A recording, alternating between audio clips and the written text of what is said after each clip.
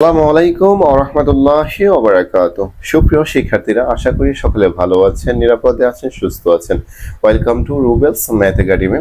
আজকে আমরা করব যে সহকারী শিক্ষক নিয়োগ পরীক্ষা 2020 সালের প্রথম ধাপে একটা প্রশ্ন আসে বৃহত্তম এবং ক্ষুদ্রতম থেকে। প্রথম আমরা প্রশ্নটা পড়ি। এখানে বলা আছে 4 অঙ্কের বৃহত্তম সংখ্যা। 4 অঙ্কের বৃহত্তম সংখ্যা হতে 3 অঙ্কের ক্ষুদ্রতম সংখ্যা বিয়োগ করলে বিয়োগফল কত হবে? তাহলে আমরা ইতিমধ্যে জেনেছি যে বৃহত্তম সংখ্যাগুলা কোনগুলা। 4 অঙ্কের বৃহত্তম সংখ্যা কত হবে?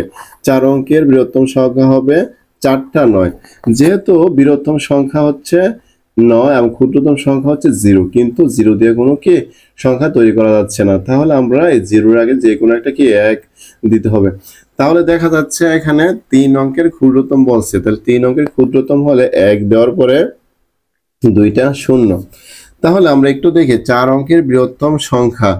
তাহলে 4 অঙ্কের বৃহত্তম সংখ্যা হতে 3 অঙ্কের ক্ষুদ্রতম সংখ্যা বিয়োগ বলেছিলাম, আমরা কি করব? বিয়োগ করব।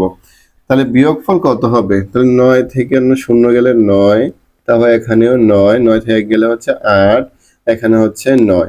তাহলে যা হচ্ছে তা হলো যে 9899। এখানে দেখা যাচ্ছে বিয়োগ করলে বিয়োগফল হবে 9899। এটি হচ্ছে এই কোশ্চেনের উত্তর।